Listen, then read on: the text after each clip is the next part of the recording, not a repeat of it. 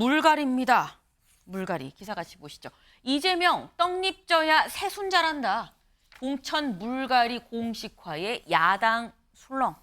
이재명 대표 어제 아침 회의에서 이런 얘기를 했습니다. 직접 들어보시죠. 단결과 통합을 통해서 민주당의 역량을 하나로 묶겠습니다. 떡잎은 참으로 귀합니다. 그러나 떡잎이 져야 새순이 자랍니다. 세 가지가 또 다른 세 가지를 위해서 양보해야 합니다. 장강의 물은 뒷물결이 앞물결을 밀어냅니다. 국민들께 새로운 희망을 드리는 총선이 될 수 있도록 최선을 다하겠습니다. 네, 굉장히 의미심장한 얘기를 여러 개를 했습니다. 일단 떡잎이 져야 새순이 자란다 얘기를 했고요. 장강의 뒷물이 앞물을 밀어내는 거다라는 얘기도 했고요. 어제 저희도 잠깐 말씀드렸습니다만 SNS에 새술은 새부대에 넣어야 되는 거 아니냐라는 글도 올렸습니다. 지금 굉장히 다량의 메시지를 한꺼번에 지금 투하하고 있는데 김준우 위원님. 근데 이런 다량의 메시지를 내놓는다는 게 내가 직접 액션에 들어가기 전에 좀 알아서 좀 해주면 좋겠다라는 느낌이에요. 이 메시지 누구한테 보내는 겁니까? 사실 저는 이 메시지가 굉장히 좀 늦은 감이 있다고 생각을 해요. 사실은 1월 초부터 나왔어야 되는데 1월 초에 이재명 대표가 이제 테러를 당하면서 이런 말씀을 하실 수 있는 시간들을 많이 이제 놓친 상황이 있죠. 그리고 지금 이거는 누구를 특정인을 겨냥했다기보다는 아주 원론적인 얘기입니다. 네. 우리가 역대 이 총선을 보면은 한 총선당 한 40% 정도의 물갈이가 그렇죠. 있어 왔어요. 그렇기 때문에 뭐 새술을 새불에 담든 떡잎이 져야 새순이 자라든 다 같은 얘기입니다. 이거 아주 원론적인 얘기다. 근데 이거를 지금 이제 당 내에서 친명이냐 비명이냐 이렇게 좀 갈리는 그런 분위기로 가고 있는데 저는 이거는 뭐 그 좀 기우가 아닌가 싶고요. 근데 원론적인 얘기가 한 10시간 상간에 3개가 나왔거든요. 요건 어떻게 봐야 되죠?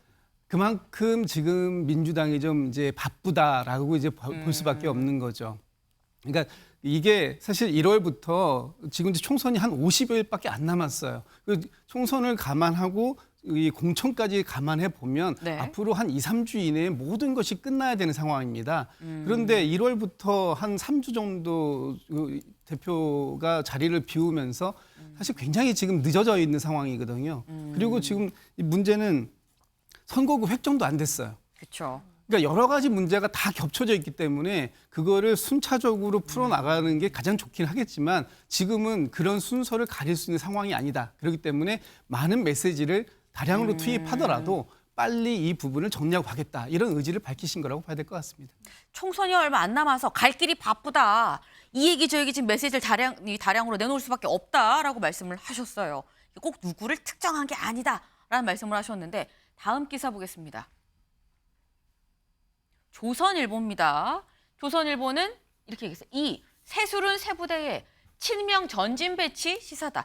이재명 대표의 이 얘기는 친명 전진 배치를 시사한 거 아니겠느냐라는 조선일보의 기사입니다. 여기를 좀 볼까요? 이재명 중진 유용태 직접 설득 나서 문학진 친위 부대 꽂으려는 거다. 인잭은 이재명 대표 만난 뒤에 불출마 선언을 했다라고 얘기를 했습니다. 문학진 전 의원 얘기가 나왔죠. 문학진 전 의원 SNS에 이런 글을 올렸습니다. 네. 27일에 이재명 대표가 전화해서 형님이 꼴찌했다라고 나한테 얘기를 했다. 우리 캠프가 직접 조사해 본 거는 결과는 나는 4등이 아니라 1등이었다. 이재명 대표가 얘기한 그거랑 정확히 순위가 뒤바뀌었다라고 얘기를 했습니다. 그러면서 결국 친위 부대를 꽂으려다 보니 비선에서 무리수를 둔 거 아니냐. 이건 누가 봐도 납득할 수 없는 수치 조작이다. 강하게 반박을 하고 나섰다라는 거죠. 근데 이런 얘기에 이재명 대표도 한마디 했습니다. 들어보시죠. 당의 공식 조사 결과입니다. 그분이 아마 마지막 기회라고 생각하셔서 그런지 좀 과민하게 반응하시는 것 같은데 그 주장은 전혀 사실이 아닙니다. 양쪽의 입장이 지금 완전히 다릅니다. 이거는 조작이다. 아니다. 이제 그분이 좀 마지막이셔서 지금 자꾸 약간 우기시는데 아닙니다. 라고도 이재명 대표 얘기를 하죠. 근데 이런 상황에서 불출마 의사를 이재명 대표한테 전달한 인재근 의원 이런 얘기를 했습니다. 들어보시죠. 우리 민주당이 진짜 통합공천 안 하면 실패해요. 승리하려면 통합공천을 해야 돼요. 다 끌어안고 국민의 눈높이에 맞는 공천을 해야 됩니다. 그래야 민주당은 승리할 수 있습니다. 통합공천 해야 된다고 하신 거는 지금 돌아가는 당 상황이 통합공천과는 거리가 멀다고 보고 계신 건가요? 그런 측면이 있죠. 그래서 더 강조해서 얘기하는 거예요. 의원님 혹시 네. 지금 일단 이재명 대표를 만나서 뭐 불출마 권유를 받은 사람들은 뭔가 이거는 좀 불공평하다라는 뭐 물갈이의 의도가 좀 실려 있는 거 아니야라는 의사를 좀 갖고 있는 걸로 보입니다. 장현주 변호사님. 네. 글쎄요, 뭐 그렇게 볼 수도 있겠지만요. 저는 일단 인재근 의원이 불출마 선언에 결단을 하신 것, 그런 희생에 대해서는 당에서 높이 평가를 해야 될 것 같고, 또 국민적으로 주는 메시지도 분명히 존재한다라고 생각이 듭니다. 물론 이제 불출마를 선언하시면서 이제 뒤에 나오는 이야기들에 저는 좀 더 많이 주목되는 것이 좀 안타깝다라는 생각이 드는데요.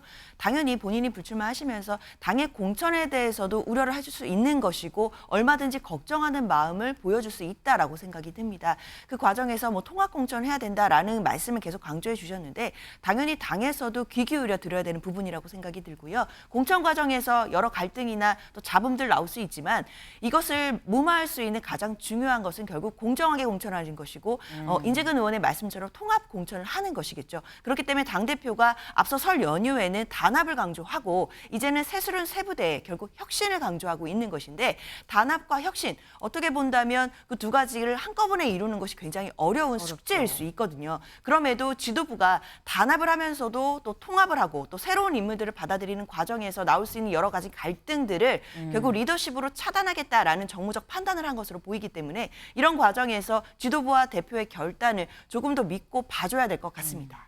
지금 물갈이, 그러니까 혁신만 하는 게 아니라 단합, 통합도 같이 갖고 가야 되는 상황이다. 이 어려운 두 개를 같이 갖고 가려니 이런 뭐가 더 먼저 나오느냐에 따라서 좀 다르게 볼 수 있지만 지켜보면 장기로 보면 또 다를 수 있다라는 말씀을 지금 하셨어요. 다음 기사를 좀 보겠습니다. 야 컷오프 거론 노웅래 출마. 아까 다뤘던 얘기죠. 친명계에선 조정식 등 용퇴론입니다. 네. 근데 이런 부분은 김철현 의원님. 네. 사실 뭐 국민의힘도 마찬가지긴 해요. 국민의힘 지금 중진 물갈이 뭐 험지 재배치 부분이 이루어지고 있는데 이게 이재명 대표가 물갈이를 하고 싶으면 네 사람 먼저 내놓는 걸 보여주면 좀 더 물갈이에서 파열음이 줄어들지 않겠느냐라는 의견으로 보입니다. 당연합니다. 그런데 이제 이재명 대표가 사실 총선을 한 번도 지휘해 본 적이 없었거든요. 그래서 이런 부분에 있어서 어떤 이재명 대표의 리더십, 정치가 미숙하다고 하는 부분이 나올 수밖에 없는 거죠.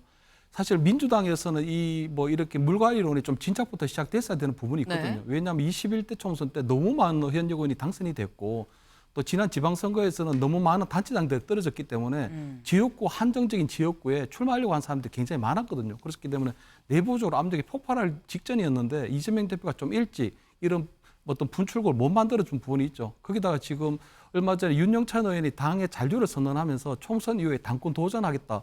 친문들이 임종석 전 의원을 중심으로 구심점을 만들어서 당권에 도전한다는 그런 얘기까지 나오다 보니까 이재명 대표 입장에서는 그럴 때는 굉장히 위기의식을 느꼈고 그게 또 사심 공천이 들어가고 이런 부분이 돼 있는 부분이거든요. 그렇기 때문에 인재건 의원 같은 경우에는 이제 자꾸 통합 공천을 얘기하는 부분이 결국은 이재명의 어떤 민주당을 만드는 과정에 이번 공천이 이용된다면 굉장히 큰 파열음이 나올 수 없다는 부분을 정확하게 짚어주고 있는 거고요. 만약에 이번에 공천 과정에서 친문계, 특히 뭐 비명계를 일컬어주는 친문계가 대거 만약에 뭐 이 굉장히 억울한 공천을 뭐 낙천이 된다면 결국은 뭐 이 이낙연 신당, 통합 개혁 신당 쪽으로 이동할 가능성도 굉장히 커졌다 이렇게 보입니다. 네. 일단 김철현 의원님은 뭐 사천이 그런 정황이 있으니까 좀 그러는 거 아니겠냐라는 말씀을 지금 본인 의견을 담아서 지금 말씀을 주셨는데 일단 김진욱 의원님 짧게 여쭤봅니다. 지금 여기 나온 조정식 의원 아니면 뭐 아까 저희가 잠깐 목소리 들어본 좌장이라고 얘기하는 정성호 의원 등등 친명계의 어떤 중진 의원들이 용퇴가 가능성이 있는 얘기입니까? 어떻게 보십니까? 지금으로 봐서는 뭐 그렇게 큰 가능성이 있어 보이지는 않고요. 국민의힘에서 장제원 의원이 지난번에 이제 용퇴를 하셨죠. 예, 불출마 선언을 하시는 이제 그런 모습도 민주당에서 나와야 되는 거 아니냐. 그리고 당의 지도부 책임 있는 역할을 맡았던 분들 중에서도 용퇴하는 모습을 보여야 되는 거 아니냐라는 네. 주장은 당연히 나올 수 있어요. 그러나 지금 선거가 며칠 안 남은 상황에서 네. 당의 모든 일정을 총괄하고 준비해 나가는 사람들이 자리에서 물러나는 또는 뭐 불출마하는 이런 상황들을 기대하기는 지금은 좀 어렵지 않을까 싶습니다. 지금 현재로서는 지금 한창 일이 많이 이루어지고 있는 상황이기 때문에 현재로서는 가능성이 좀 낮지 않겠느냐라는 말씀을 주셨습니다. 다음 키워드로 넘어가 보죠.